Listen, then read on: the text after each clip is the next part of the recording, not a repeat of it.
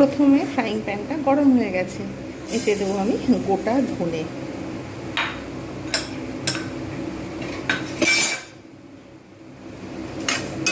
এগুলো সব নাড়তে থাকবো। যেহেতু ধনেটা হতে একটু বেশি সময় লাগে, তাই আমি প্রথমে গোটা ধনেটা আমি দিয়ে দিলাম। আঁচ কিন্তু মিডিয়ামে রয়েছে।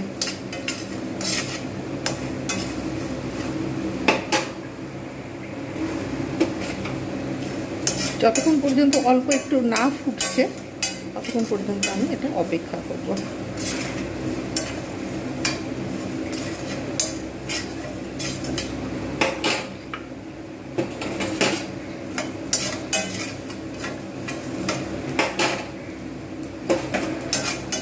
দুটো একটা ফুটতে শুরু করেছে। এইবার আমি এর মধ্যে দিয়ে দেবো গোটা তেজপাতা।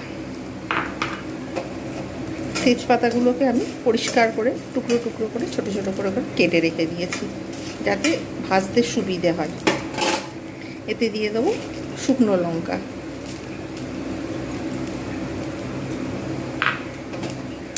আঁচটা কমিয়ে দেবো এবারে, না হলে মশলাগুলো পুড়ে গিয়ে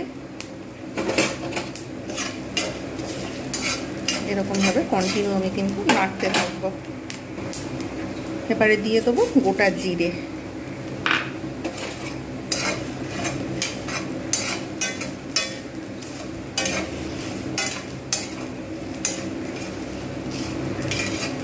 সব একসঙ্গে আঁচ কিন্তু কমিয়ে আমি ধীরে ধীরে এইভাবে ভালো করে রোস্ট করে নেব।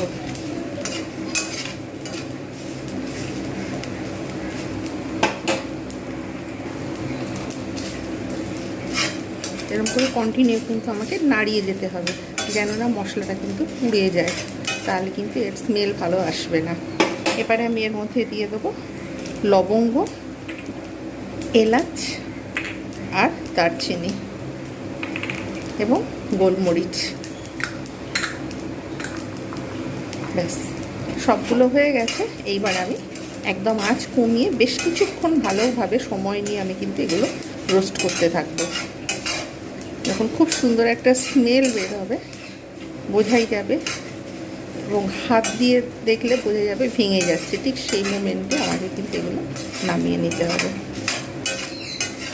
তারপরে এগুলো মিক্সিতে পিষে আমি এয়ারটাইট কন্টেনারের মধ্যে রেখে দেবো, যতদিন চলবে চলবে।